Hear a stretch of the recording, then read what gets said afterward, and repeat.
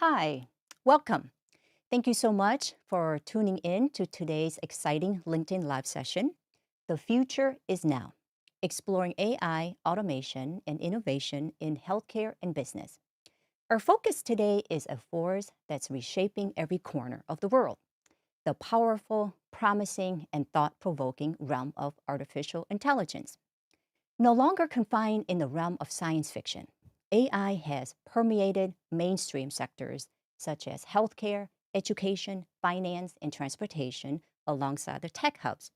So let's delve deeper into the transformative role AI plays across these sectors. In healthcare, AI's potential is boundless. It enhances diagnostic accuracy, offers insightful interpretations of medical images, and paves the way for personalized patient care. Now, you might wonder what might be the goal? Well, health services tailored uniquely for every individual, optimizing patient outcomes. Now, AI's influence is equally transformative in education. It facilitates personalized learning experiences, adjusting to each student's learning pace and style.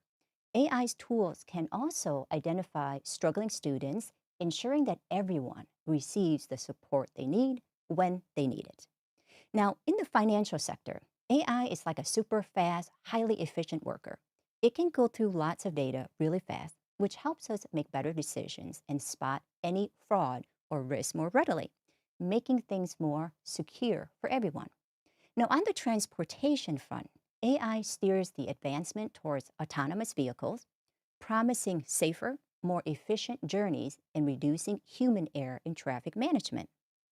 As AI takes the center stage, it also redefines the job market. While it's true that automation may phase out some roles, AI's evolution will undoubtedly spawn new careers in AI ethics, data management, AI system integration, cybersecurity, AI specific law policy making, and much more. So AI isn't just replacing jobs, it's revolutionizing employment landscape, fostering innovation and paving new career pathways. So while discussing AI's potential, we must also consider its risks. It requires a careful balance between excitement and caution. AI's misuse, such as spreading deepfakes or persuasive falsehoods on a large scale, can erode societal trust and distort truth. Well, this risk becomes especially significant when considering the potential misinformation in medical advice or political discourse. Privacy concerns are another potential pitfall. Current AI systems may lack transparency and unintentionally perpetuate societal biases, leading to discrimination in areas like housing and employment. Well, these issues highlight the need for rigorous oversight, regulation, and accountability among AI developers. So today, we're excited to delve into these themes and much more with Dr. Douglas Du, the CEO of Automated Clinical Guidelines, and Connor Grennan, Dean of MBA and graduate students at NYU Stern School of Business. We'll unpack AI's transformative role in healthcare and business, demystify chatbot technologies like ChatGPT, and explore how these innovations are revolutionizing various sectors. So, if you're passionate about AI, automation, business innovation, and the future of healthcare, you're in the right place. So, welcome. Welcome to the show, Doug and Connor. Thank Great to you. have you both here with us. Good morning from Florida. Yeah, good morning. How are you? You say from Florida. Where are you from, Doug? We're in San Augustine, and we Okay, have workers in Orlando as well. great, great. How about you, Connor? I'm in New Canaan, Connecticut, about 40 miles north of New York City, where I commute to. Awesome. Well, thank you. Now, Connor, could you briefly tell us about your professional background and share an unexpected personal interest or hobby? Sure. Yeah. Thanks again for having me, and great to see everybody in the chat and everywhere else. It's awesome to see everybody. So, yeah. So my background is in a lot of different things: political science, and I'm a writer by trade. I have, I've written a bunch of books and things like that. But more recently, having gotten my MBA from NYU, and before that, living abroad. I have a nonprofit in Nepal. I lived in Kathmandu. I lived in Europe for about 10 years. But more recently, having gotten my MBA in writing, I came back to NYU Stern. I became the Dean of Students there. I've been there for about 9 years. And more recently than that, my interest in AI is because my wife is in AI at McKinsey & Company. And so AI has been a big part of our family. And so at the advent of generative AI, as you talked, well, not the advent, sort of when ChatGPT came out, sort of like the more consumer-facing product there, I dove right in and then started generative AI at Stern, which is the initiative that we have that's going to, training our MBA students and our faculty and everybody else. But I have a pretty diverse background leading up to this. Thank you. Thank you for being here. All right. Could you do the same, Doug? I'm an orthopedic surgeon. I'm still in practice, but I've been involved in a number of startups, served on the board of one public company, and actually in the late 1980s presented to the FDA how to develop software validation as a medical device. Then went into practice and now working on things that help doctors. Thank you. Thank you so much. And I want to thank everybody that are chiming in. And I have to apologize if I may mispronounce your name, but I want to thank you, everybody. I do need my reading glasses. It's just the distance where I'm seeing, and I'm not able to read everybody's name correctly. But again, thank you so much for joining. We are here to share our ideas and also want to hear yours and learn from you as well. Okay, so let's talk about AI. Now, I'm going to pose a question to the audience, okay? When you think of AI, what comes to mind? Is it robots thinking like humans, or maybe some real complex computer algorithms? So for those of you that are joining us, so please put in the comments your thoughts. What comes to your mind when you think of AI? Well, robots thinking like humans and complex computer algorithms fall under AI. And that's where the heart of the debate lies. AI, in the simplest terms, is about machines simulating human intelligence. That means they can learn, reason, solve problems, understand languages, and even recognize images or voices, much like we do. But here's where things get a little tricky. Some folks argue for a machine to qualify as AI, it needs to do more than just execute program tasks. Well, this should exhibit some form of self-awareness or consciousness, much like humans do. Now, but others believe that any machine learning system that can process information and make decisions qualifies as AI. And to add another layer to this conversation, there's a whole narrow AI versus general AI debate. When we talk about narrow AI, we're referring to systems designed to carry out specific tasks like recognizing your voice or suggesting songs that you might like. Now, this is the AI that we're most familiar with. Now, general AI, on the other hand, it's like the holy grail of artificial intelligence. Imagine a machine that could understand, learn, adapt, and apply knowledge just like a human across a wide range of tasks. Well, this concept is very controversial and it's not too far from being fully achieved. So AI is a world full of diverse and sometimes conflicting ideas. So Connor and Doug, perhaps we'll ask Connor, so what is your personal take on the definition of artificial intelligence? And do you think machines will ever achieve a level of consciousness or self-awareness? And if so, what would that look like?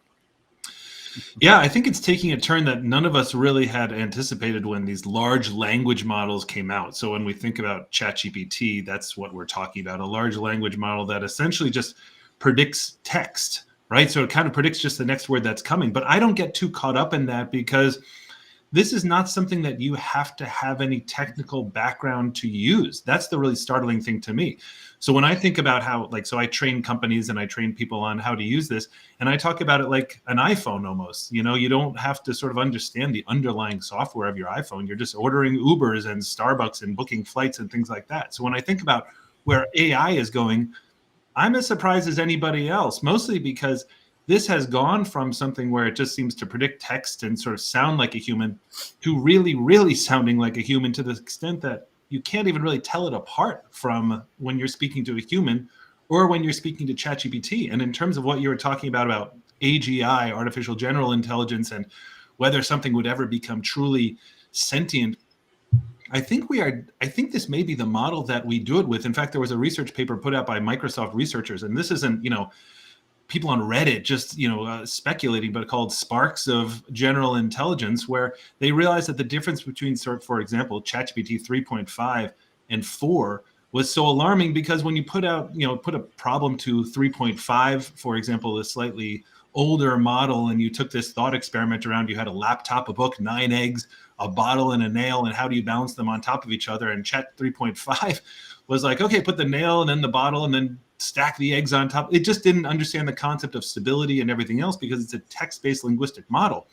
But all of a sudden with Chat 4.0, which has just blown past 3.5, really, it started to understand the concepts of stability and going outside its linguistic framework. And that's why some of these greatest researchers in the world are talking about sparks of this. So I actually think, and we'll get into this later about just the real power of this, that the large language model is going to be the key to actually becoming something like artificial general intelligence. And I don't think we're certainly years away, but I'm not sure that we're much further than that.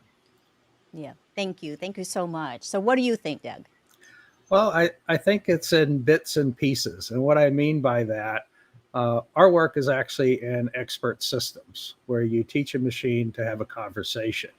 And in generative AI, it's really a one-way conversation that can answer the question with with good details and good references that you can check. But in a relatively short time, I think if you combine conversational systems with the large language models, you could certainly have the gamers working with Hollywood to make an avatar to pass a Turing test in specific knowledge domains. It may know how to code. It might know how to beat Mario up in a video game. And of course, the worry is it's teaching, from the water it's drinking. What happens if somebody poisons the water with misinformation? To do that, let's say they break into an API and do good things or bad. I don't think it really knows what it's doing, but it can be trained to do certain things or answer certain things or carry on certain conversations that can mimic that Turing test. Mm-hmm. So now, Doug, so as a seasoned professional in healthcare IT and orthopedics, how do you perceive the role of AI in healthcare? Well, I think it's really two different things that you're looking for. One is trying to gather information up that's useful and valuable to the patient, to the doctor. And then the other part of it is all of the tasks that are, I call them menial tasks that, you really have to do prior authorization. You have to do clinical documentation. Those are the problems that need to be fixed in medicine, because just look at physician burnout. What does that really mean? It's all of the things we have to put up with in the office, in the hospital, that don't contribute to patient care. That's where I see the biggest difference. And what I mean by that, let's say it's annoyance AI, some pop up in the EMR, quality measures that coming from CMS that really don't move the needle. Prior authorization, where sometimes third parties infuse chaos to make money off the chaos. You imagine in Florida, we have to deal with every Blue Cross in the country to do prior auth, but we don't know what their policies are. And then billing and coding, the headaches with that. And the EMRs themselves, these are built and left over from the 20th century. And you talk to a CIO, everything is fine, but they say the doctors need more training. No, we need an intelligent system, or at least intelligence built into the EMR. Mm-hmm, mm-hmm, great. Now, can you share about a patient care innovation that was significantly enhanced by the use of AI? Well, I'll put it in a very different way. Our American Academy of Orthopedic Surgeons used an AI algorithm in 2016 when it parsed out ICD-10, and it noticed the Z codes. So when CMS asked for quality measures, we recommended that you use the Z codes for communication and understanding the patient. They're not used for billing. Our medical director said, Doug, CMS thinks this is a good idea. It was developed by CDC and they didn't know it existed. Now, 7 years later, social determinants of health and that type of coding is important. So that's something that's happened, but it took 7 years to really get to that point. And in terms of prior authorization, we use a system that's been developed in stealth where the people who have been using it are now at 6 years with no prior auth turndowns and no peer-to-peer reviews. That gets rid of a big headache within medicine. So now, in your work towards price transparency, Mm-hmm. how can AI contribute to the win-win situation for both patients and providers? Well, if you look at, I'm an orthopedic surgeon that does knee surgery. No one realizes what the cost of a knee surgery is. So we had some people ask us, well, could you put together all the prices of drugs? Because we don't know what drugs are $10 a month and what drugs are $400 a month. Plus, we have to get them approved for prior auth, or we have to use specific formularies from different payers. This last year, our group won the National PBM Innovation Award because we took pharmacy transparency for all drugs and by class by price, and also link consumer information for education and make clinical links to the manufacturer's website. And this means that for drugs that require prior auth, dynamic questionnaires are provided that writes the clinician's note. At the same time, if you're coming from pharma and there's a new drug coming out, we can quickly educate the clinicians on appropriate use criteria, cost in a transparent way, typically next business day based on our technology. And this means you can put evidence-based guidelines in the EMRs typically within the next business day. This is a game changer. Now, can you share your experience in aligning innovative, possibly AI-driven solutions with the FDA regulatory compliance? Well, I came from a FDA background long ago, and I've served as an entrepreneur in residence at the FDA. So I think regulations are important, but you also don't want to put regulations that get in the way. So if you look at AI, I think the best way to think of it is it has to be transparent. It has to be something that everybody understands. And I think it has to have, if you want to call it a prime directive or mission statement, to really understand what it's doing. And what I mean by that, you have to have a mission statement. Are you doing the right thing for the patient? That's good. Are you doing it to make more money? No, that's not good. Are you making more money for the insurance or the PBM? That's not good. Do you deny care as a success metric? That's not right. But I think when you go to AI and regulation, you're going to have to go and have regulation locally through institutional review boards, because many of the people touting it are really self-serving and self-promoting. And you really need somebody to stand back locally and look at an institutional review board if it can affect patient care. Nationally, if it influences the physician's decision on treatment, I think it needs to go to the FDA. And then there needs to be groundwork on security, that the system can't be built to break into an API, can't be built to give misinformation to generative systems. I mean, that's just as bad. It might feed on the information that's on the web. What if it's misinformation? What was the original source? You have to understand the original source. That's probably the most important thing. So, how has a combination of medical lasers and AI resulted in improving patient outcomes through your experience? Well, in orthopedics, there are not that many applications of orthopedic clinical use. And what I mean by that, where we did research in the late 1980s, we understood how to develop software as a medical device. I understood clinical trials, running IDE, clinical trials, 510Ks, and even one PMA.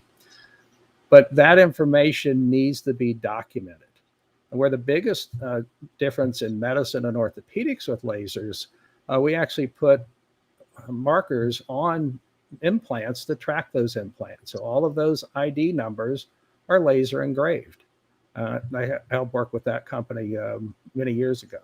So that's been the biggest impact in orthopedics, is the marking of implants for tracking. And that was kind of my introduction to informatics. Okay, all right. I wanted to acknowledge a few of the folks in the audience here. Again, we thank you for your time. There is Rain, Leela, Julia, Barbara. Thank you so much for joining us. And thank you, Jordan and Chris Gailey. If you have any questions, please feel free to chime in. Again, we appreciate your attention. And of course, let us know what your thoughts on this very important topic that we're discussing. So, Doug, so how can AI streamline the alignment of clinical guidelines with the FDA compliance at your company, Automated Clinical Guidelines? Well, we have a different type of AI that not many people are talking about right now. If you go back to the 1990s, there was lots of excitement and hype about expert systems. The problem was is they really couldn't be scaled in terms of except for a niche product, and the cost of updating them was cost prohibitive. Well, those expert systems, we've developed a technology where the algorithms are transparent. They can be read by a physician, they can be read by the FDA, and they can be read by a machine. And so, with that case, if we're doing diagnostic and treatment work, we've really built the system as a FDA medical device for software as a device, and validated that software over the last few years. But that's only for diagnosis and treatment that would influence the physician's decision. For prior authorization, that's really about medical policy. It's not really influencing the decision, other than turning the physician down and denying care for the patient. But it's good also at utilization management for doing the right thing to the patient. You don't want overutilization. You want the right thing, the right medicine, the right tests, the right surgery when it's appropriate. So what we've done is actually develop software that now has 10,000 algorithms. And those 10,000 algorithms can be kept up in real time. Our machine learns every day. And what I mean by that, because we can put up an algorithm typically next business day, the cost has gone way down. If we had to send out 10,000 algorithms to India at, let's say, 18 months to put those together, if we had 10,000 algorithms, an outside group calculated it would take 3,400 contract programmers working 5 years at a cost of $1.7 billion to write that amount of code. And that's why expert systems really hadn't caught on. That's our magic, where we can write zero defect code sets in seconds. And what I mean by that, we even wrote a 10 million line algorithm that's updated annually with almost no debugging required, because it's completely machine written with almost zero defects. So that's kind of a technology that can really make that information useful, valuable, bring in the transparency, bring in the prices, and really present a rational economic system. As a knee surgeon, I don't know what the cost of a knee surgery is until somebody gathers that information up. Mm-hmm, mm-hmm. That's great. Now, feel free, both of you, look at the comments in the feed here, and feel free to see if there are any questions. I feel like we owe it to the audience to answer if it pertains here. Hello, Yeah, I've everybody. had a chance to just watch it scroll. This is a phenomenal audience. I don't know how you gathered all these people here today. They're amazing. They're just like super thoughtful, and everybody wants to connect. And I know Doug is on LinkedIn. I'm at Connor Grennan at LinkedIn. We have this phenomenal community there. So please come join and follow us, because this is super cool. But yeah, I think a lot of people are asking, about generative AI and sort of, and how all this figures in and everything else. But yeah, this audience is awesome. Yeah, I thank you. I thank you so much for joining. So yeah, feel free to ask specific questions, and greetings to you all. So I'm going to go to Connor. I have a couple questions regarding education. Okay. So how do you think generative AI contributed to the creative, immersive, interactive learning experiences at NYU Stern? Yeah, well, a few months ago, we didn't know anything about it, like like all of you. I mean, except for the great machine learners out there and everything else. I mean, on learning, let me say this. We have sort of our typical education. Like if you all have kids out there and you're wondering how they're ever going to learn to write ever again, for example. That's tricky. And then there's also the learning as it comes, for the sort of like for the corporate side as well. So in education at Stern, we sort of sit at the middle, right? So I'm in an MBA program, and these are students that aren't kids anymore, right? They are, fully formed adults in their late 20s, depending on your idea of a fully formed adult, I guess, but also, people who are about to go out and change the world. And so what we determined was, kind of like looking at how this is all happening, I was like, okay, so we need to actually like really level these folks up, because I believe, and think of this as a statistical thought experiment, like with 1,000 monkeys and 1,000 typewriters and 1,000 years, and you can write the works of Shakespeare. I believe that if I could train everybody on ChatGPT and on generative AI really well, we could actually solve education. I know that sounds huge, but I really believe we can do that, because ChatGPT allows you to do a few different things that are really transformational. So let me just take, the education of, again, if you guys have kids or anything like that, you'll know that all of a sudden, kids, instead of writing a 5-page paper on Hamlet, can just say, hey, ChatGPT, write me a 5-page paper on Hamlet, and it will do it. And so this is terrifying for teachers, of course, and parents too, who want their kids to know how to do this stuff. So basically, like, number one, we have to kind of think, okay, so how do we figure out like new proxies for grading? Meaning, like, how do we figure out how to test kids on their knowledge?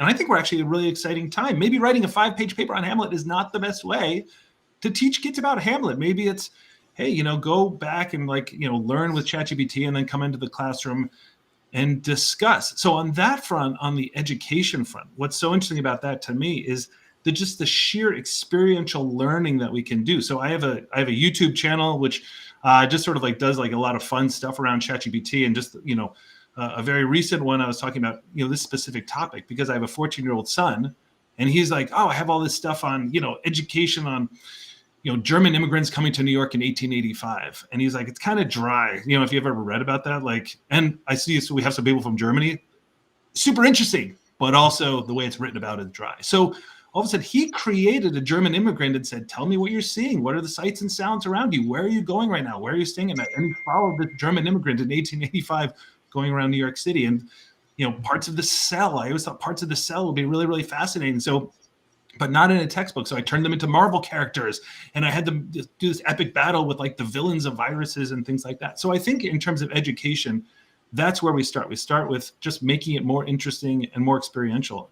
And then, in the MBA side, going into the corporate side, this is a phenomenal learning tool. And we can talk about that more, but ChatGPT helps people learn, because humans don't tend to be very good learners because we're too worried about our status to ask dumb questions. With ChatGPT, we can do that. So I think it's totally transformational. Mm-hmm. So do you see a future where, let's say, elementary, starting at elementary all the way to college and so forth, somehow we got to package generative AI, ChatGPT into the learning experience as early as possible and actually encourage it, but also still encourage critical thinking, creativity, productivity, right? Because I see, and I'm sure many of you do, that it's still perceived to be cheating. Not necessarily. I see it as your tutor, your coach. Um, it's almost like it's another world of learning that perhaps you didn't have right next to you. So hopefully, in the education system, the sooner the better, that we can integrate this into the younger generation to use it productively and also continue to cultivate their critical thinking skills and so forth. Because I think one doesn't replace the other. It doesn't have to. Yeah, I totally agree. I think that, in fact, this forces us into critical thinking in a way that we've never had to be forced into before. Because if you think about like how education's been the same for, I don't know, 500 years or 1,000 years or something, it's like, hey, here's this question, go answer this question, memorize the answer, then come back and tell the teacher, and the teacher will give you a grade. That's not a great way to actually learn, right? So we can think about this on the elementary level and, sort of with young kids and how they learn. And instead, what I have, I do a ton of LinkedIn posts around, and again, I'm at Connor Brennan, but like, prompts and how to do this, especially with education. But one of the things is, listen, like if my daughter has to teach, has to learn about the Great Wall of China, why, the professor could, or the teacher rather, could send her back and say, okay, next class, you're going to teach about the Great Wall of China, and you're going to sort of get ChatGPT to come up with this phenomenal lesson plan, but actually a fun lesson plan. And who's better at that than kids to come up with creative ways of thinking. And so one of the things I do a ton, as well as being at NYU Stern, I go around and I do a ton of training with large corporations, the C-suites and leadership at really, really large corporations. And I find that they get held up in the learning much more than kids, because in the same way kids can learn languages because they don't have these inhibitions about if they're going to sound stupid. I'll tell you what, like C-suite people and even us leaders on this call and all you folks who are out there commenting and everything like that, you're leaders and we're leaders. But here's the problem: we get caught up with again, are we going to look dumb to people and everything like that?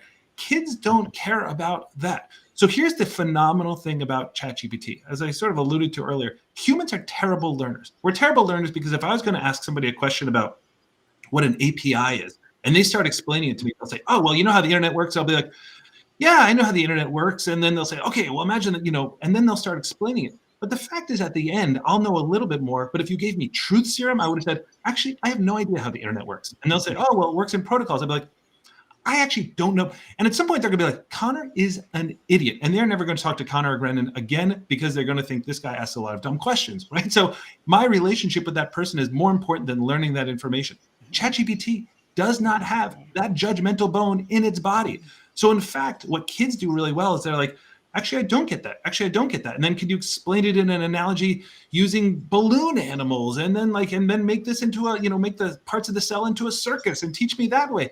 But adults don't yet know how to do that. So what I would say when I'm sort of teaching big leadership teams at some of the biggest companies in the world is first learn how to learn. Remember that you don't have to stop asking questions. This thing will actually teach you. So I think that is actually the future of education, learning how to learn first. Mm-hmm. I echo that because I think what you, let's say, put in is what you put out. Your prompt engineering is everything. However, let's say you're not pleased with the outcome. It's typically because your prompt engineering may not be as precise as it needs to be. So what that does, at least to me, is that it triggers me to think harder, be more creative, right? And I don't necessarily think that it's hallucinating, and sometimes it does. It triggered me to improve myself and to learn to create better prompts. So I think in so many ways, other than productivity, it's helped me to be more creative. So, all right. So can you share how generative AI has customized educational content for your courses? Yeah, I mean, listen, this is still an open field. I mean, how I think every professor is going to have to come up with their own ways. I've been helping them, having imagine it's sort of like during COVID, like imagine if you were always online, like how would you have developed this course? So I have to go in with professors and think, look, let's ask ChatGPT. We're actually asking the very tool how to do that. But I think also to your earlier point about prompts, listen, ChatGPT only reflects your experience. And so if you are getting something that you are not satisfied with, the problem is not the tool. The problem, and if you know some American standardized tests, ChatGPT 4, I mean, it aces the LSAT, which is the legal, the law exam, and the MCAT, which is the medical exam test, and the GMAT, which is the business school exam. I know we use a lot of acronyms, and so I'm trying to spell out what those things are. But if ChatGPT 4 can do all that, then it can certainly solve your problem about how to create a performance management system for your small company. So if it's not, this is the big thing. We tend to get stuck. Our brain gets stuck a little bit. Our brain gets stuck because we're so used to Google and asking for something and getting back a response. Han, as you just said, ChatGPT is not like that. This reflects your experience. You have to go back in and iterate and iterate and iterate. And whether that's developing a syllabus for professors or just solving your day-to-day problems or kids working on a paper, continue to have a conversation and treat it like a human. That's great. So, Doug, what do you think? Have you had that one-on-one Well, I, experience in using this? I find it very interesting the comment of cheating. Yeah. We've developed algorithms for pretty much every diagnosis in the emergency room, which means you come in, what should be done in the ambulance, what should be done when they hit the door, what labs to do, what tests to do, when they should be admitted, when they should be discharged, are they an op stay, are they a full admission, are they going to be going home, and what should be done. And when I gave those algorithms to some medical students, they said, this is like cheating, those exact words. And I think if you go back when I took the SAT, I was not allowed to have a calculator. That was cheating. And I think as long as we consider it a calculator and a modern tool, it's not like saying we can't get on an airplane and fly. It's saying that the memorization, where most medical doctors have been chosen for, the memorization skills, are not going to be as important. It's going to be important to teach logic, reasoning, and terminology. And by doing that, AI can be whatever you define as AI, can be your peripheral brain. And as long as you can carry a conversation on that and it knows the next question, not just the next word, that will be the game changer. It has to be cognitive. Can I just second what Doug is saying? I hope everybody really heard what he was saying there, because it is so critical, right? So I think what Doug is saying there is, it's even at the professional level, and he's dealing with real professionals here. There's this sense of like, well, we're cheating. Why is that? It's because as kids, we are taught that if we are getting answers from somewhere else outside of our own brain, or asking your teacher, that it's cheating. We have this drilled into us in the same way that, we're scared of closets at night or something like that, right? But I think what Doug is saying here is so, so critical. And again, Doug Du on LinkedIn and Connor Grennan on LinkedIn, this is where you go, folks. This is what's so important about what he's just saying. This is, as he's saying, almost like a helper brain. And it's not cheating, because it's just reflecting your own experience.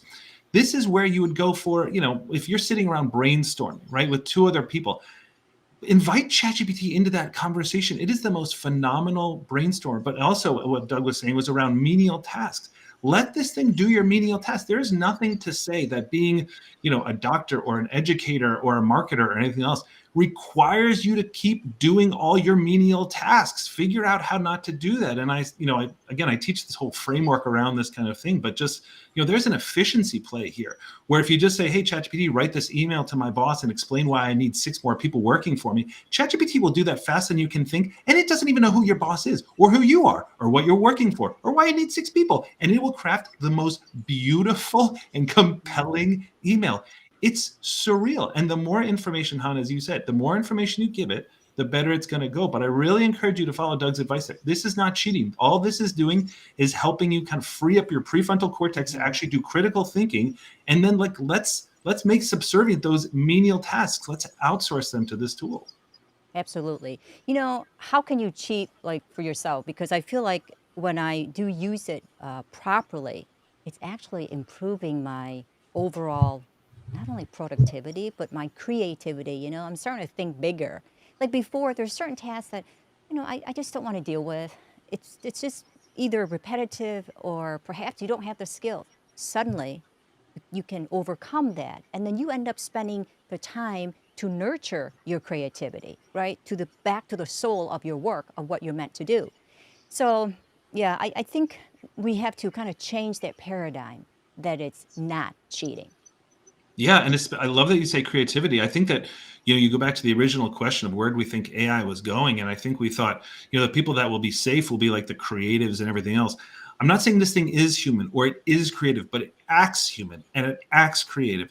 And even if you just throw this out for brainstorming, and whether it's in Doug's field in medicine, or in my field in training and everything else, this is a tool by which you can get people thinking. And when I train on these executive teams, I train on learning development teams, I train on marketing teams, I train C-suite and executive teams, again, at some of these largest companies in the world.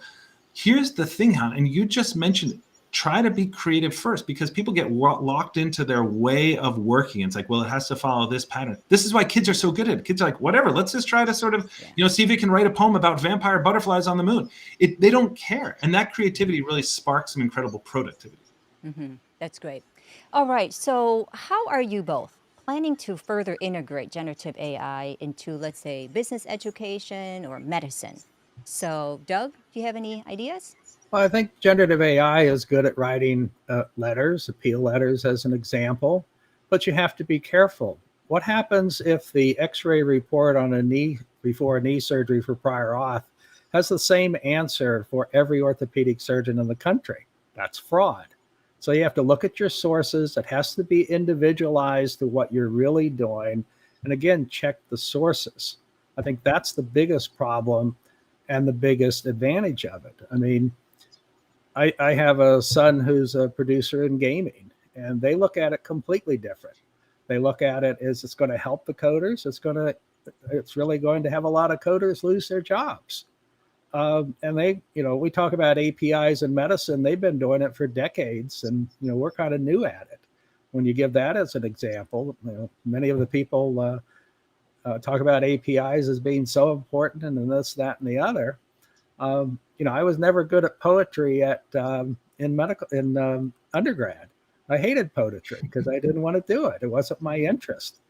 But just before this meeting, I went on ChatGPT and I said, "Can you write a poem about expert systems and what they can do?" And I'll read it real quick. I think it's important. So it says, "An expert system so smart and wise, with knowledge and logic, it never lies. It processes data with speed and grace and provides solutions in every case. Its algorithms are sharp and true. Its reasoning are always sound and new. It's an expert in its field, no doubt, a system we cannot do without. So here's to the expert system so grand, a marvel of technology at our command." Now, it explained an expert system based on papers that were written in the 90s when you look at that information.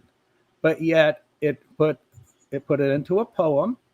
It put it into a form that everybody can understand. And I wouldn't be good at it. That's not my expertise. Now, the poets in the audience, they may not like that. It's the same thing as the calculators, where the people that were good in school at doing multiplication tables and subtraction, division in their head, that's no longer important. You go on your phone. Mm-hmm. So I think we have to look at things of what's important, what needs to be learned every day, what's not going to be important in the future. I look at prior auth's going to be gone in 2 years, less than 2 years. It's awful when the patient and the physician know they're going to get approved before the payer ever looks at it.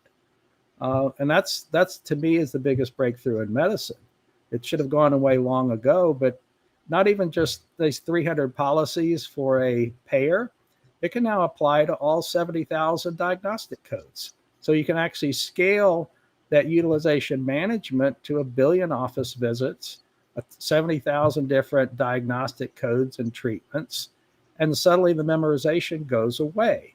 That's important. And then you really have to understand, again, the logic, why you're doing it, and concentrate back on the patient, not doing a bunch of crazy paperwork to get paid or get the patient treated. So true. So true. So what's your take, Connor?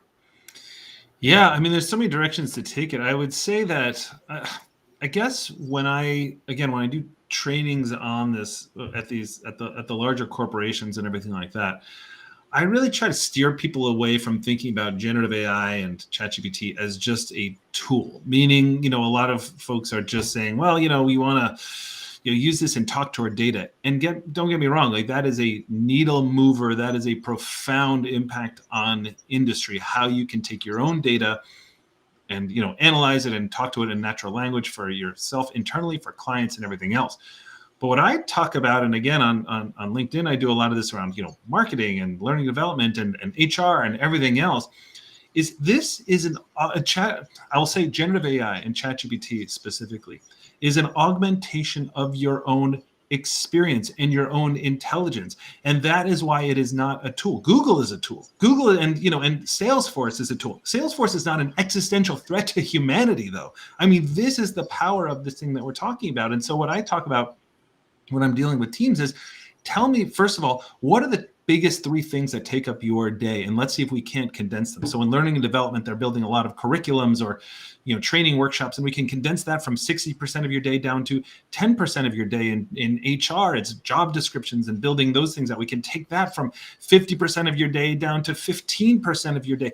All these things allow you to actually use your brain to do really interesting things. Marketing, it's just coming up with ideas. This can condense that from 70% of your day down to 30% of your day. It's an augmentation of everybody's experience. And we just saw it with Doug and the poem. I was reading the chat and kind of like laughing on the chat because some people are like, wow, that's really cool. And some people are like, that's a terrible poem.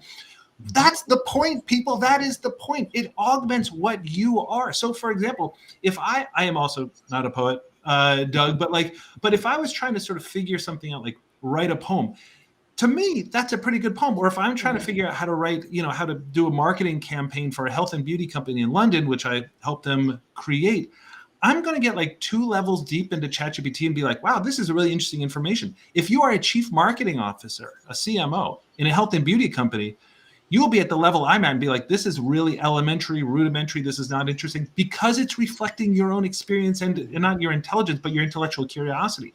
So you will have to go deeper and deeper into ChatGPT to do that. So if you are a poet and you're reading this poem, you're going to say like, now write me an E.E. Cummings. Now change this, take out that language. You are going to go deeper. Whereas me and Doug are like, it's a great poem. Check that out. Because we Take it are and run. experienced poets. It reflects you. So don't Yeah. let somebody else's experience with ChatGPT and generative AI define your experience. You have to find your own use cases. And this is what I train people on all the time.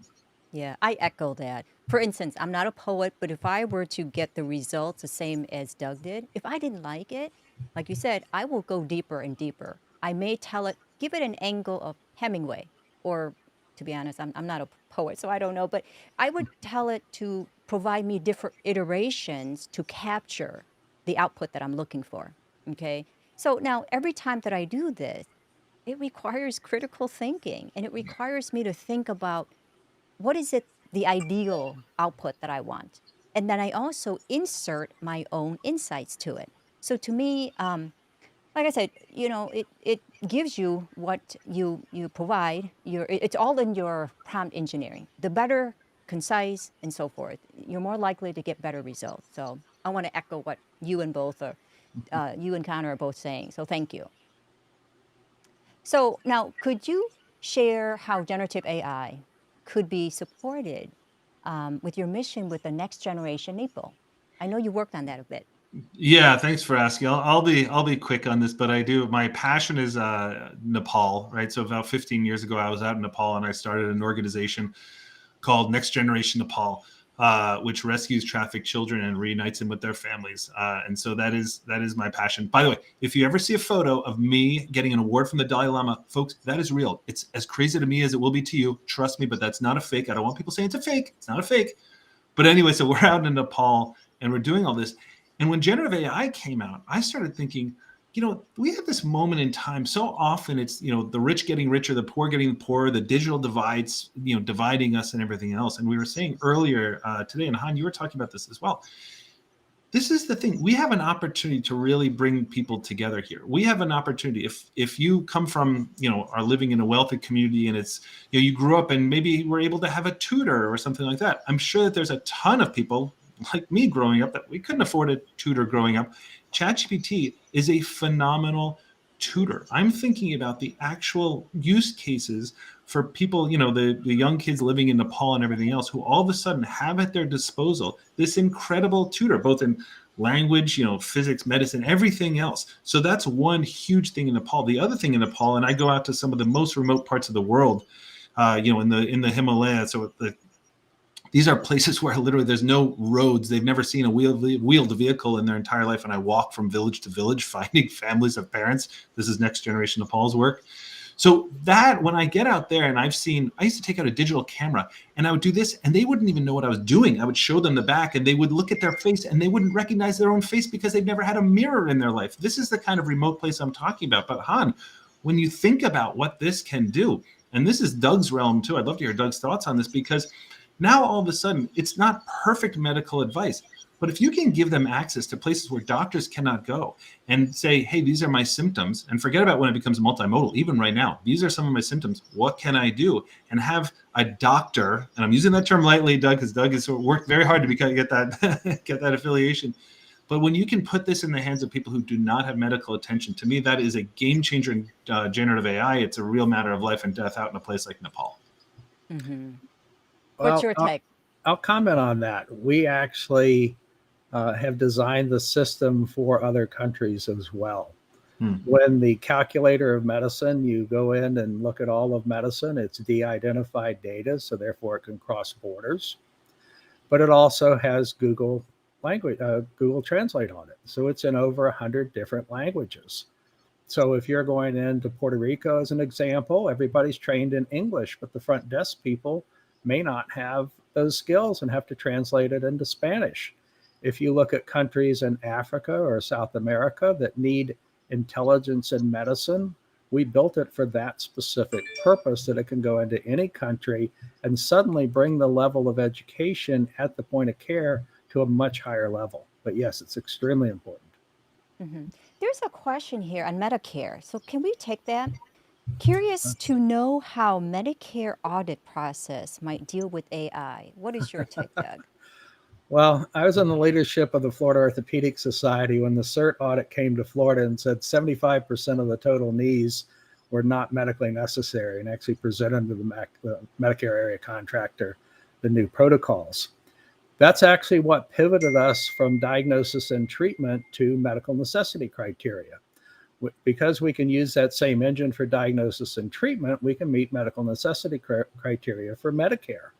So that's what we did first before prior auth. My friends in plastic surgery, uh, cardiology, were all getting audits. And suddenly now those go away if you're using the system. For prior auth, it's the same thing. Now, the flip side of that, let's say you're a hospital and you don't want to change anything. We're now working with payers to use those same intelligence tools to do audits. In other words, you're not meeting medical necessity, fix that, or there's going to be large clawbacks. And that's probably going to be the moving force in many hospital, is using AI for audits for things that they're not doing right in the first place, whether it's overcoding, whether it's day-to-day within the hospital, the work in the ER, the work in the offices. So it's a two-edged sword. It can be an audit tool, or it can be a compliance tool, and tell you immediately if you're meeting compliance or not meeting compliance on both sides of the fence. So yes, it definitely applies to Medicare. And we pivoted a number of years ago specifically for the local coverage determinations of Medicare. Thank you. Thank you for your feedback there. So now, Connor, there is a question here. Maybe you can help. I'd like to hear how McKinsey are pitching the use of AI to clients in the public sector. Are there grants and reimbursement opportunities in place yet? What do you think?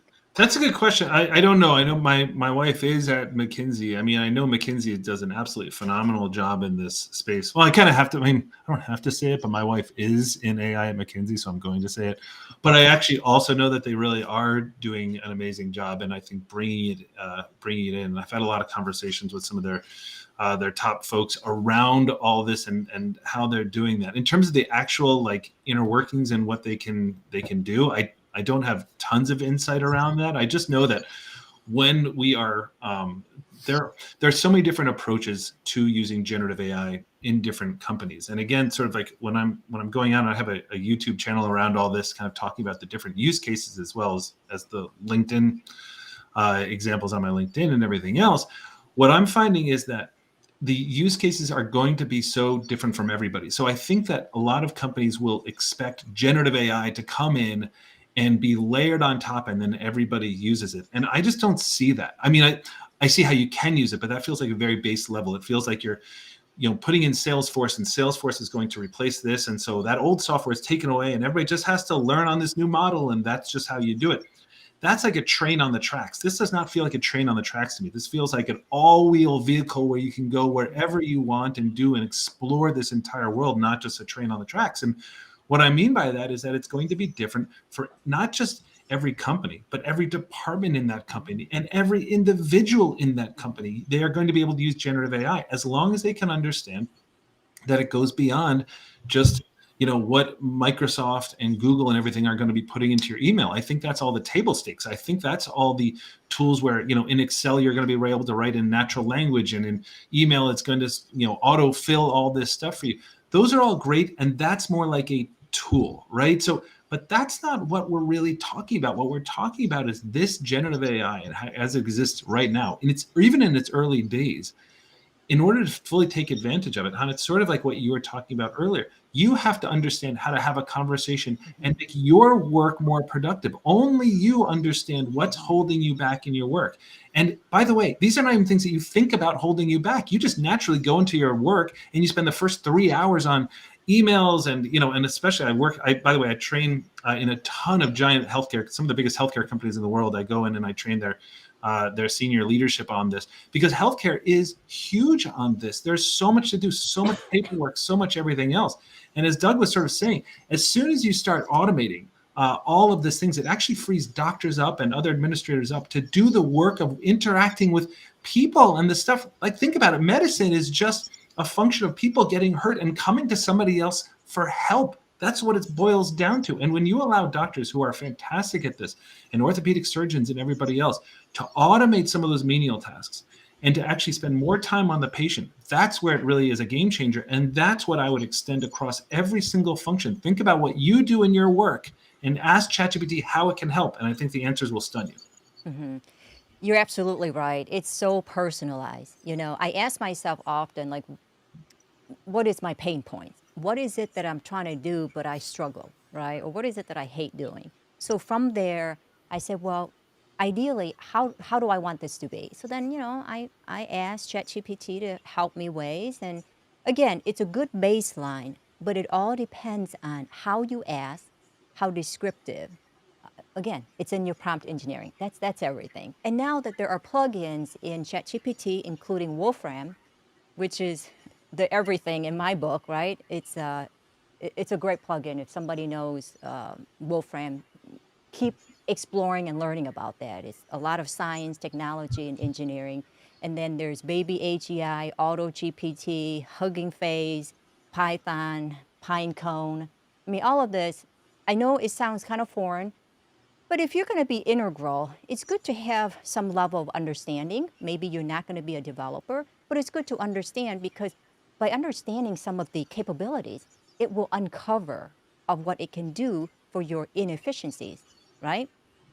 I think that's the key, what you just said, because Wolfram, I have a YouTube video on using Wolfram, because I didn't even know what Wolfram was. Mm-hmm. And the really cool thing is it just codes, you talk to it in natural language and it says, hey, guess what, Connor? It'll talk to me because I'm like, hey, I'm Connor Grennan. And it'll be like, hey, Connor, great to meet you. You want me to call you Connor or Mr. Grennan? I'm like, oh, call me Connor. It's a very natural sounding thing. But the really cool thing is I went in there and used these ChatGPT plugins, code interpreter, things like that. And I demo all this stuff in these YouTube videos. But one of the things about Wolfram I was so amazed by is you'll ask it to complete a task and it will say, okay, I'm going to go, and it will show you the Python code that it's using to do that. And the really cool thing is that there's times where it finishes and then says, hey, Connor, that didn't work. I'm going to try something else. Here I go. And it'll try something else. It's talking to you as if it's a coder sitting next to you. So I encourage you, as Hannah's saying, try these things out, because here's the thing, folks.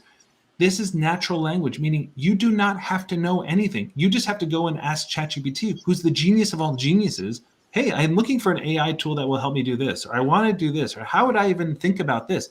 Talk to it like you're talking, like I'm talking to you right now, and it will help you do all those things. Mm-hmm. And I want to share with you a perspective. It can be intimidating, okay? So let's face it, it's still new for everybody. We're here to share our experiences, our learnings, and our triumphs, and a lot of failures along the way. So it's okay when you first try and you don't get what you are looking for. Keep trying. And there's a psychological part of it that you have to overcome. At least I did. And once I overcome it, that instead of thinking, well, it's kind of useless because it's not giving me what I'm looking for, well, perhaps I need to learn better. Perhaps it's a wrong plugin that I'm trying to dig information from, and so forth. So there's a psychological obstacle that you're going to have to challenge yourself. Okay. And it's okay if it doesn't work out. Keep trying. You'll find a solution through other means, whether it's Wolfram, Auto GPT, Baby AGI, all these terminologies. You're probably wondering what that is. Well, it's good to get an understanding of that. There's a question for Doug. Hang on here. I had it right here. It keeps moving. I'm losing sight. Okay, I'm so sorry. Every time there's a new comment, it pushes it. Well, let me just push to Doug too, sort of, Doug, when you're developing all this, right? I mean, when I think about how ChatGPT works and how it reflects your experience, I mean, Doug, you're building these incredible things, right? So how has sort of something like AI sort of just, augmented your own process? Have you found ways of doing that? Like where, you're great at this, but this has actually condensed your amount of time in or workflow or helped your workflow? Mm-hmm. Well, it's like the issues of both prior auth and care pathways. What is the latest treatment for disease X, Y, and Z? What things should you be doing or not be doing? It's wasteful. Or prior auth, I feel sorry for the pain clinic guys. You read the policies from the different payers. Some want 6 weeks of conservative therapy, another one's 8 weeks, another one's 3 months, another one 12 months. Knee arthroscopy is a good example. Florida Blue here has over 400 data elements in their policy. Humana only has 46, and they're all different. And they're not in the EMR, probably never will be. But you have all of these different policies that, Texas Blue doesn't even require prior authorization. But those are specific examples of trying to sort out all of the noise to make it efficient. And that's kind of what we've worked on, not from a ChatGPT, we're using that now, but from just organizing information, distilling it down, structuring it so the output is structured at a level you'll never see in the EMRs, that you can actually have predictive analytics, predict and prevent. That's where we're going with the system. But we're now going back to the original diagnosis and treatment protocols now that we've pretty much finished off and taught the machine all the different payer protocols as a conversation. You literally have to rewrite the protocol as a question answer system, so that when you finish the conversation, you've met criteria, not met criteria, and it writes your note for you. So it's a different type of system that my medical assistant uses. I don't even use it. But if I'm doing treatment, then I do use those things in the emergency room. So it just depends on what you're trying to accomplish. For coding, a good example, we had a healthcare executive have a stent put in his heart. And I said, well, we can probably teach you to code your own procedure in ICD-10 PCS, which is beyond the Post-it notes in the coding department. He was able to code his own procedure with no coding experience, but just answering questions. So if you look at something like CPT codes, they're analog. They just come in a number and there's a few groups. If you look at ICD-10 PCS procedure codes for inpatient, there's real logic behind them. Okay, here's another question from Arthur to you, Doug. What is your take on the possibility that AGI replacing orthopedic surgeons? And when do you think? It's a hard question to ask, Doug, I got to say. Well, in terms of diagnosis and treatment and teeing somebody up for surgery, I think there's going to be a big application, because if you fast forward to 2030, there are not enough orthopedic surgeons in the country to do total knee replacements, not counting any trauma or sports medicine, oncology, any of that. So I think you're going to see the surgeons in the operating room and maybe not even in the office where they're really trained, use intelligent systems and augment information where the office can really tee people up for surgery and clear them for surgery, both medically and for policy. But in terms of robotics, there are certain types of robotics in orthopedics. Some of them are really good. Some of them are marketing toys. It just depends. Mm-hmm. Here's another question from Alan. So what do you think, Connor? How valuable is it right now for people to know when they are interacting with AI? I see many companies trying to make chatbots feel or appear human. Would it be better to clearly discuss when healthcare advice is coming from AI or education? Yeah, that is a great question. I think it really depends on whether or not. So, for example, I was listening to this great podcast. I have nothing to do with it, called The Cognitive Revolution, but you can get smart really fast on it. And talking about these, legal, sort of services that will automatically write, letters to, the judge, or just sort of, try to dispute a parking ticket or something like that. And if there's regulations, for example, in Europe, which is much more regulated, saying we have to know if this is AI or not, that actually hurts the consumer, right? So that hurts the consumer by saying, hey, judge, this is an AI driven thing, when in fact, the consumer is really just trying to dispute something that is really well within their rights. So I think in that case, maybe it doesn't have to be, discussed or disclosed that this was AI. For example, like I'm on, again, I have no affiliation with these places at all, but American Airlines seems to have a chatbot on their Twitter or something, or at least it sounds like ChatGPT, and the responses are instantaneous and fantastic. ChatGPT tends to be extremely empathetic. It reflects you, but it tends to be very kind and I'm sorry. It tends to behave very kind and empathetically. I like that. I think that's kind of a nice way to be. Now, with doctors, it's kind of unbelievable, right? And Doug has probably seen the statistics as well. Patients tend to, in non-peer review papers, tend to prefer, the responses of something like a ChatGPT to doctors. They tend to think that ChatGPT may be more empathetic and responsive and everything like that, right? So in that case, do you really care whether it's that? I mean, it almost is. I'm wondering if in the future, it almost sort of, look, we can think of a lot of times in the past where I want to hear my diagnosis from somebody who looks like me, sounds like me, the same race, creed, et cetera, right? Is this just going to be sort of another form of bias where this, AI doctor is giving you the best advice that they can give you, but people don't want to hear it? Now, maybe that's just a personal preference and I don't want to comment on that. But what I will say is that a lot of the best information comes from AI, but people will be a little bit hesitant. So I think it really depends. So for example, if I'm getting, brainstorming ideas on a market. So again, I work with a lot of marketing teams. If I'm helping marketing teams, use this, with prompting, as you said, Han, to get great ideas, I don't think they really care. People do tend to care if it is something around, life coaching or something like that, because it feels like it doesn't really understand you. But I'll also say this quick example. My daughter's 12 years old. She dyed her hair red the other day, which is, fine, but okay. Anyway, she kind of got red hair dye all over the place, which is also fine. Anyway, I sort of asked Bing, which is powered by ChatGPT 4, how do you get red hair dye out of the walls? I know. It told me that. But then at the end, I was also like, hey, I also want to be a good dad, and I'm sort of a little frustrated, but what should I do? And Bing is like, it's great that you're trying to be a good dad. Here's some advice. Like your daughter's just trying to be independent. She's stretching. She's 12 years old. She's feeling, all this kind of stuff. But just remember, maybe that if you could talk to her about this and talk to her about responsibility. But listen, don't bash that creativity down. Your daughter, and it was giving me the best parenting advice I'd ever gotten in my life. So anyway, point being, I would not. I mean, I think some things should be labeled as AI. I saw some other things in the chat about like how you cite things. That's a different thing. I think in education, I think citing is important. Very, very critically, if you do something with with AI, often you won't own that copyright. So guys, be careful out there if you are writing something for a marketing thing. If it is determined to be by AI and you've just written this giant thing, copyright for Coke, it will not belong to you or to Coke. So be careful around copywriting. It's hard to detect, but still.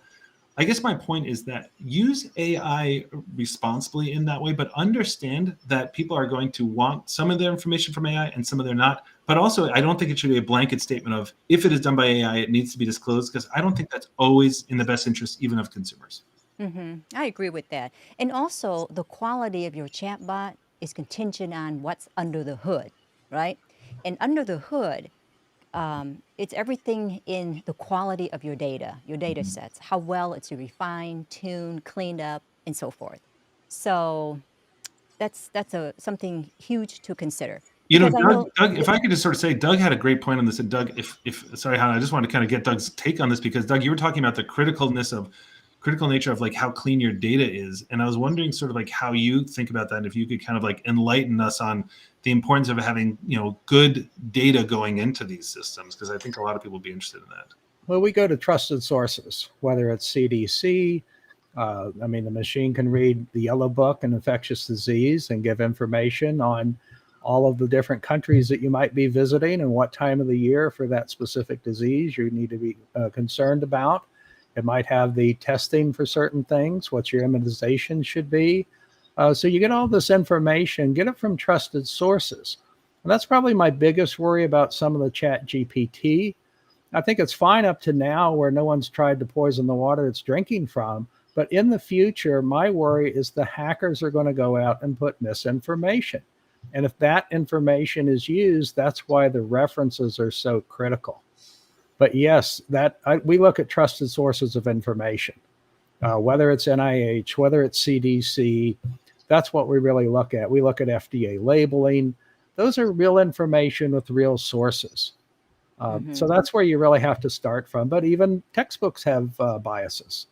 Everyone has biases in some way. And you have to kind of filter that out. The subject matter expert has to review the algorithm. At least that sort of editing goes into our system.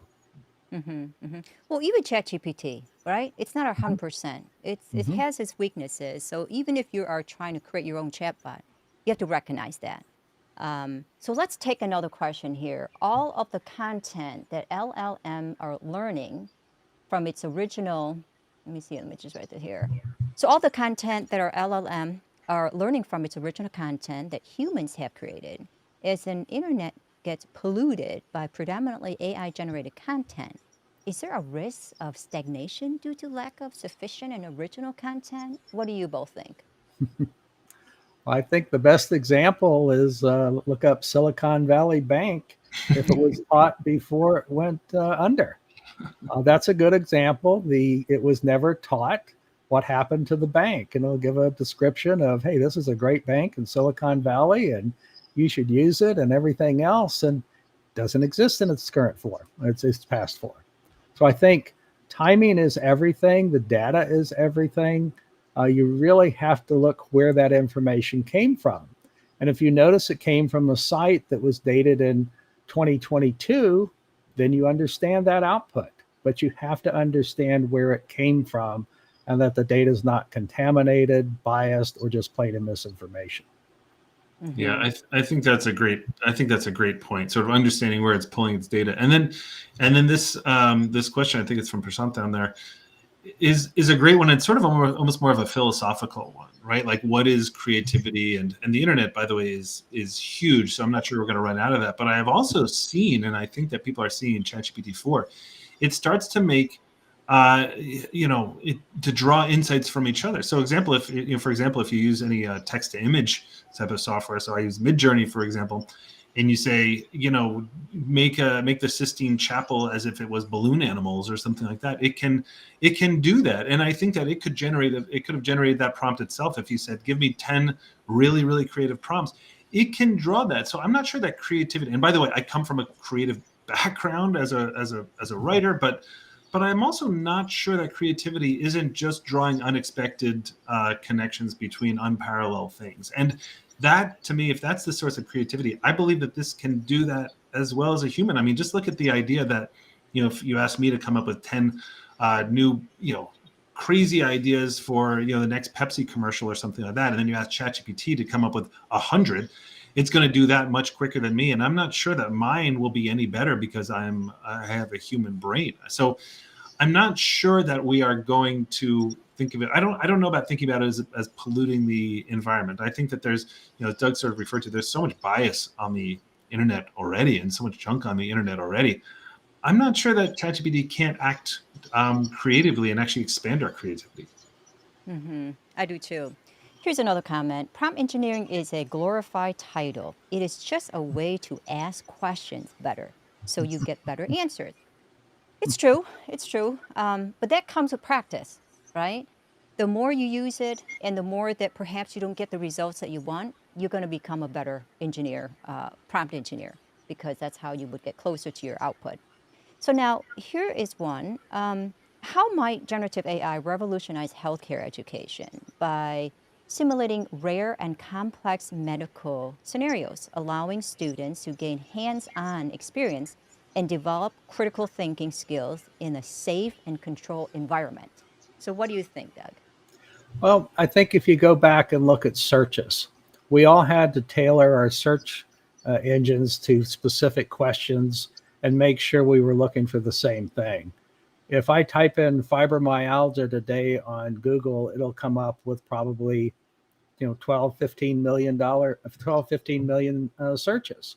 If I go to ChatGPT, I'll get a curated answer for that search with the references.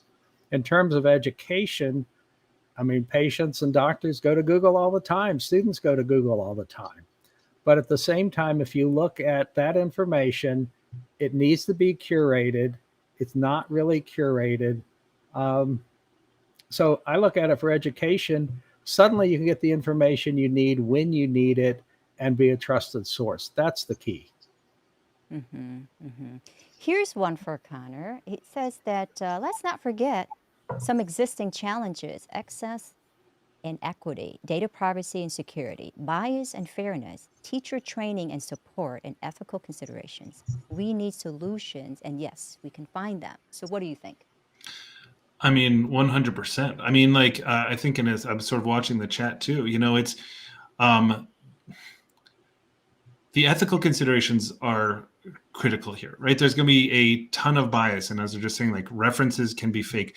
This is not a good knowledge tool, right? It's a good learning tool. Like anything that's sort of like almost contemporary knowledge, you can't really trust, which is why we have to ease into this. It doesn't feel like a, black to white sort of thing. We sort of have to, when we are learning and when we are educating, ease into it. Start using these tools. Start integrating them into the classroom or in your work. Start integrating them. Where you have to be really, really careful is, are you, putting things in that it's sort of like this case with the lawyer that just like put in all these, legal citations that actually didn't exist. So you have to be or if you say, hey, give me a quote that, Jack Welch from, GE said to his people 3 years ago, and it will give you something great.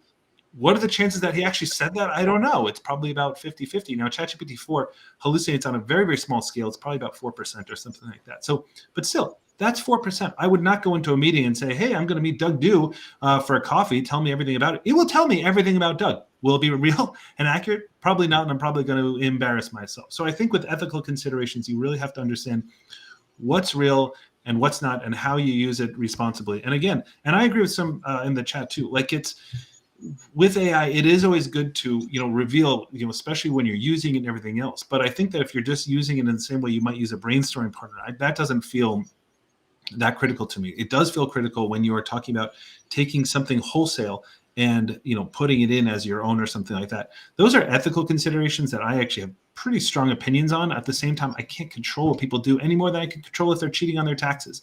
So that's where I don't get too bogged down in it. These are really individual considerations, but I do think that regulation is critical so that at least the consumer knows when the consumer is protected. Very good. We're going to take one or two last questions as we are near closing. So, for the pharmaceutical industry, what changes do you predict in the coming future of AI? What do you think, Doug?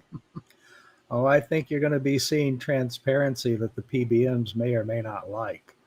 I think for employers, understanding their real true cost, what the rebates are for pharma, whether employees can go to the pharma and get it filled the first time and not wait 2 to 3 weeks to get the medication filled, or say somebody being discharged with depression from the hospital.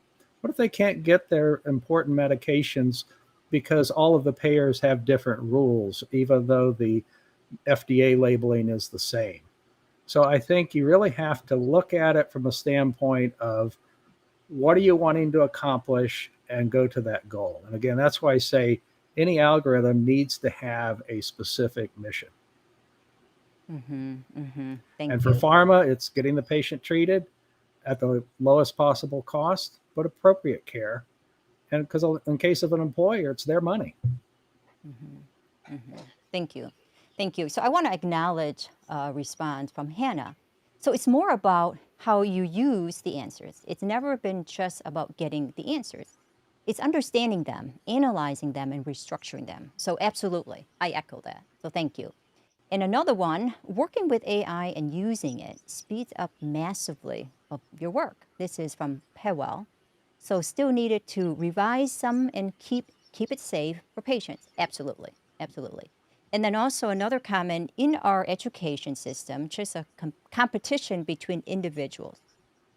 Is our education system just a competition between individuals? Using ChatGPT should be encouraged. It's not cheating if the youth has this same tool. Absolutely. In my mind, it is not cheating. It is your tutor, your personal tutor. It can enhance or bring out the critical thinking, and it can help you grow that.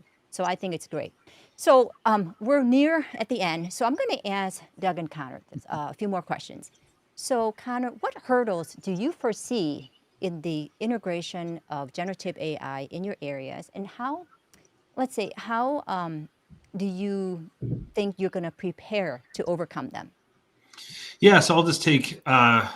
Well, it's funny. I was about to just say education, but it's really a human nature problem. So whether I'm going to talk about education or whether you're in banking or healthcare or anything else, because I deal with all these companies all the time, it really is just the limitations of ourselves. And I think that limitation comes in two ways. Like, number one is the validation of our entire existence and career. So I find this a lot with faculty members and professors and teachers. They've spent decades teaching something in a certain way, learning something in a certain way, and then they're asked to do something differently. That's a very human nature thing to rebel against that. And I really want to be sympathetic toward that. And I think you can, mirror that across anybody who's been in management, tech for a long time, learning and development, marketing, anything, even CFOs and everything else. They have learned something in a certain way, and it's very hard to break out of that. So I think it's unreasonable to think overnight everybody's going to change their way of doing things. Now, I sort of tried, but that's because this is really my life. Now, the other thing I think that kind of runs into obstacles is literally how the brain functions. So again, the brain sort of, as I said, sort of like does pattern prediction and automation very, very well, right? So when we see something like Google, right, we know that there's a command response. You ask Google for something. ChatGPT is not a tool. It behaves like a human. And so when I think about the obstacles that people are going to run into, it's our own brain. This is a lot of the training I do is saying it's not about the tool. It's about how our brain functions when we see this. So just to give a very quick example around this, if we see Google and we've known Google for the last billion years that Google has been around, and then we look at ChatGPT, we think, well, this just must be a better Google, right? Because everything else, like when you see the quickest adaptations of all these new things, Spotify, Netflix, Dropbox, Instagram, what you're upgrading from, right? You're upgrading from, an old filing system to Dropbox, or hotels to Airbnb, or your CD collection to Spotify. What are we upgrading to with ChatGPT? I don't think anybody really knows. So people think, well, it must be better Google. It's not. Google's better Google. Let Google be Google. This you talk to like a human, but your brain betrays you over and over again. So when you see ChatGPT, you think, I'm going to ask you for the top 10 places to go in Costa Rica, and it'll give you something and you'll walk away, which is foolish. It's sort of like if you go to Google and ask for the top 10 things to see in Costa Rica, it'll give you a 2019 blog and you'll take that, as opposed to ChatGPT, which will act like the head of the tourism board and talk to you for as long as you want. So I think our brains really betray us. And so I think that goes across industry, which is how our brains function with this. We have to get out of the mindset of treating this like a tool and into the mindset of talking to it like a human. Mm-hmm. So true. So what is your take, Doug? What hurdles do you foresee in the integration of generative AI into your area? And what do you think that we can do to prepare to overcome it? Well, I think the hurdles in medicine is no one wants to change. You talk to hospitals, you talk to doctors, you talk to payers. Change is hard, and it has to have real improvement to make that change. And if you don't offer real improvements, there's no reason to use new technology if it doesn't move the needle.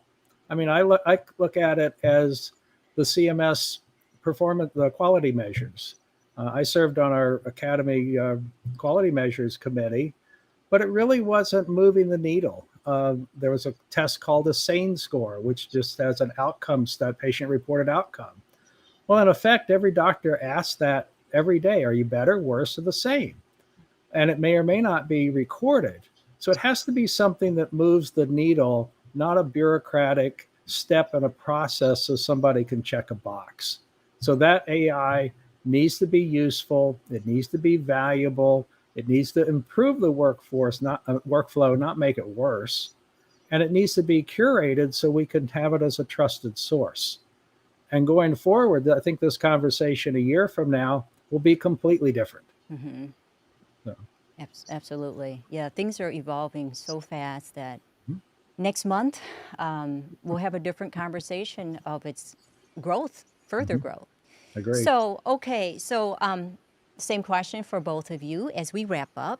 Could you share a key message to our audience about the importance of understanding and embracing generative AI? Go ahead, Doug. Go ahead, Doug. Well, I'd say look at all AI applications, whether it's deep learning, machine learning, really generative AI is important, and also expert systems. but understand the difference, understand what their pitfalls are, understand where it's going, and who's the trusted source developing it. If you have somebody that can really be trusted, is ethical, putting that information together in a useful manner, that's probably more important than their degrees or where they trained from. Mhm. That's the key to me is AI, is who is leading that charge in medicine. I think you need to have a co-director of any medical AI program. Otherwise, you lose track of things. And what I mean by that, um, imagine you're building an EMR. The computer programmer puts in that, hey, I'm going to stop antibiotics 24 hours after surgery. But what happens then if it stops the antibiotics on a septic patient? They die. And if you're not a physician, you don't understand those, you don't get down in the weeds with the details that are important. And that's what I think is important. And you can get those details on ChatGPT and again, have the reference material. Thank you. Thank you. Go ahead, Connor. Yeah, I would say the big takeaway for me is just, try this thing out and find it useful. The one thing be careful about entering, proprietary data from your company. Don't don't kill yourself on that because, again, it's sort of like, it's like the Samsung example. It's like pouring a Coke into a swimming pool and expecting the swimming pool to taste like Coke.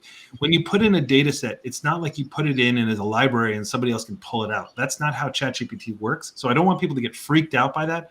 But do be careful because of Doug knows very well, like third-party agreements and HIPAA compliance and everything else. Be careful what you put in there, and be careful of hallucinations. In that, if you ask it for anything sort of contemporary, if you look up any one of us three and say, "What do they do?" or "What's their family like?"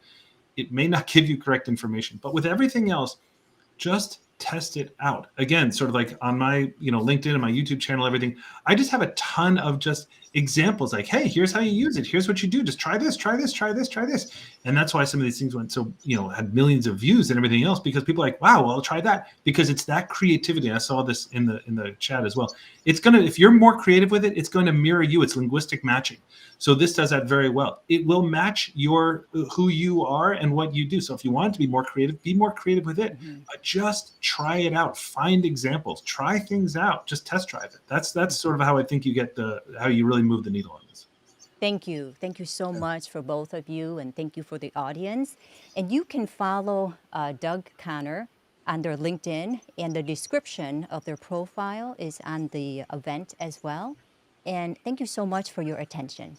So, as we conclude this insightful LinkedIn event, let's reflect on the potential of generative AI in the transforming field as diverse as healthcare and education. We've listened to these two about AI's crucial role in enhancing patient care and fostering price transparency. We've also seen how AI combined with medical lasers is making tangible difference in patient outcomes. AI's potential in streamlining FDA compliance in healthcare is also clear. In education, AI is reshaping learning experiences, customizing educational content, and leading us to a cusp of major transformation. We've learned about some ideas and integrative AI further into the curriculum of NYU Stern and compelling stories how generative AI could potentially help missions like the Next Generation NAPO, reiterating the social or societal impact of AI. We're also reminded of the promising untapped potentials of AI from creating immersive, personalized learning experiences to providing innovative healthcare solutions.